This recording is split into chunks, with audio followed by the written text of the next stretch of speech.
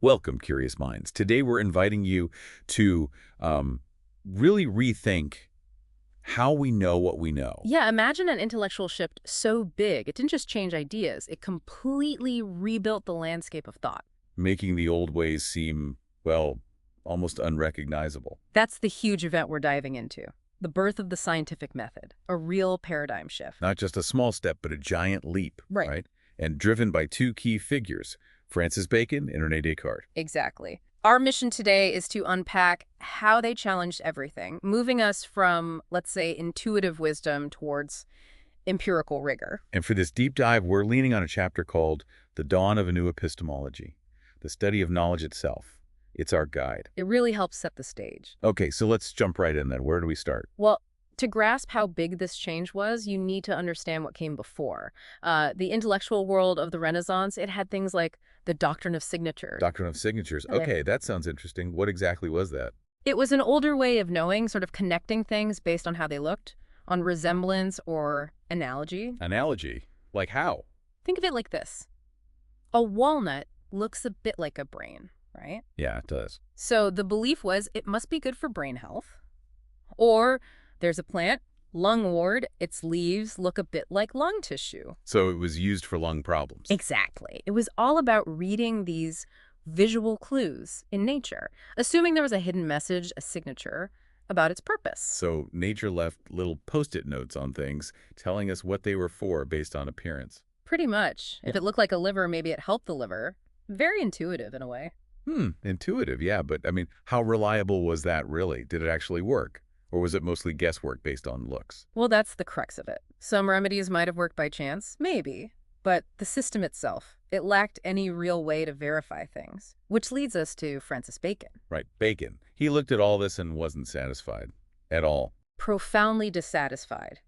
He saw the existing methods, especially the scholastic stuff from the Middle Ages, as stagnant, stuck, Stuck how? bogged down in abstract arguments, relying too much on what ancient thinkers like Aristotle said, instead of looking at the world directly. He felt it was holding back real progress. And he had a way to describe these flaws, didn't he? Something about idols. Yes, his famous idols of the mind, mental traps, basically, that he believed clouded everyone's judgment. Mental traps. Okay, that's a great term.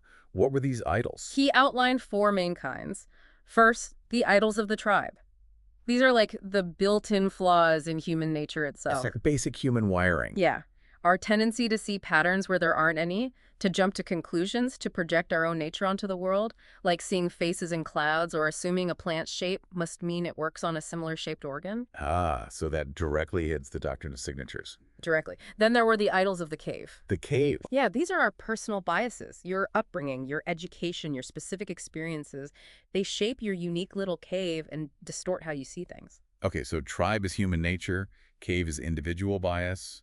What else? Idols of the marketplace. These come from language itself. Words can be ambiguous, misused, leading to confusion and error. Think about arguments that happen just because people aren't using terms the same way. Happens all the time. And the last one. Idols of the theater. These are the big philosophical systems or dogmas that people accept without question. Like accepting an entire play as reality. Exactly. Inherited systems of thought that structure how people think and prevent them from questioning or looking for new evidence. Bacon saw these idols as chains, really, holding humanity back. So how did he propose breaking these chains? His solution was in the Novum Organum, right? The new instrument. Yes, published in 1620, it was his blueprint for a new way of knowing, centered on inductive reasoning. Inductive meaning going from specific observations to broader principles. Precisely. Instead of starting with a grand theory like, say, the universe is full of sympathies, and then trying to find examples that fit. Which can lead to confirmation bias. Right. Bacon said, no, start with the facts. Gather tons of specific empirical observations. Meticulously, dispassionately. Then, only after you have enough data, carefully work upwards to form general principles or laws. You can see how that just cuts the legs out from under the doctrine of signatures. You can't really induce the walnut-brain connection from observation alone if it's just based on looks. Not in a rigorous way, no. The resemblance is just a resemblance. It's not quantifiable data about its effect. Bacon demanded repeatable experiments. Controlled conditions. Systematic data. All of it. A method totally different from just, reading a plant's shape. Okay, so Bacon clears the ground, attacks the old ways. Then comes René Descartes, a brilliant mathematician, philosopher. And he comes at it from a slightly different, maybe even more radical direction. His quest was for absolute certainty. Starting with doubt. Famously, I think, therefore I am. Exactly. Radical doubt. He laid this out in works like Discourse on Method and Meditations. And through this process, he arrived at a fundamentally mechanistic view of the universe. Mechanistic, meaning like a giant clockwork. Pretty much. For Descartes, the universe was just matter in motion. Everything operated according to precise mathematical laws, like a machine. Everything. Planets, animals, even us. The physical world, yes. From stars orbiting to your heart beating, it was all explainable through the interaction of material parts. No need for mysterious forces or vital spirits. Wow. So that completely dismantled ideas like the spiritus mundi, that universal life force. Utterly. In Descartes' view, there were no hidden souls in plants giving them signatures. A plant was just a physical thing with physical properties. Its effects came from chemistry and physics, not symbolic resemblance. That's a profound shift. The world isn't alive with meaning. It's stuff following rules. It laid the groundwork for so much of modern science and technology, but it was a huge philosophical change, too. And perhaps his most famous contribution, or maybe infamous, is the mind-body split, Cartesian dualism. Right. He argued the mind, the thinking substance, the soul that was distinct from the body was pure mechanism, an automaton made of flesh. And the implications for medicine must have been enormous. Huge. The body becomes a machine you can take apart, study, fix, like a mechanic fixing an engine. So illness isn't an imbalance of humors anymore, or some cosmic issue. Nope, it's a mechanical malfunction, something broken in the machine. And in that worldview, there's just no room for the doctrine of signatures at all. A machine doesn't care if a plant looks like one of its parts. Zero room. It simply doesn't compute in a mechanistic framework. The symbolic connection is irrelevant. Okay, so we have these two incredibly powerful, transformative ideas from Bacon and Descartes. How did they actually take root and spread? It's one thing to have the ideas. It is, but they landed on very fertile ground. Intellectuals were ready, hungry for something more rigorous, more collaborative. And this led to actual institutions. Yes, the rise of scientific societies. This was crucial. Like the Royal Society in London, chartered in 1660. The prime example. Their motto tells you everything. Nullius in verba. On the word of no one. Exactly. Don't just trust authority, ancient or modern. Trust the evidence. Trust what you can demonstrate through experiment. So they were actually doing experiments publicly. Yes, performing them, debating the results, publishing findings for others to review and replicate.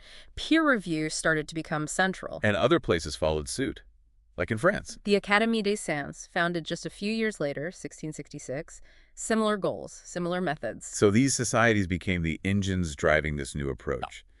Standardizing the method. Observe, hypothesize, test, review. They really did. They created the spaces, physical and intellectual, where this new way of thinking could flourish. And in those spaces, the older ways, like the doctrine of signatures. They just sort of faded. They weren't necessarily attacked head-on constantly, but they became increasingly irrelevant in this new framework focused on quantifiable facts and repeatable experiments. There wasn't really a place for signatures when the goal shifted from, say, interpreting God's symbolic language in nature to figuring out nature's mechanical laws. Exactly. The focus shifted dramatically.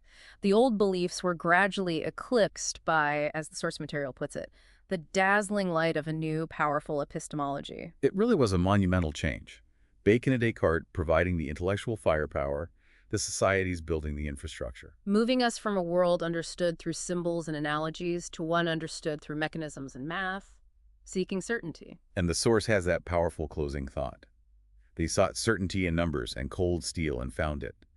But in their certainty, they often forgot the vibrant, singing uncertainty of life itself. It makes you think, doesn't it? It really does.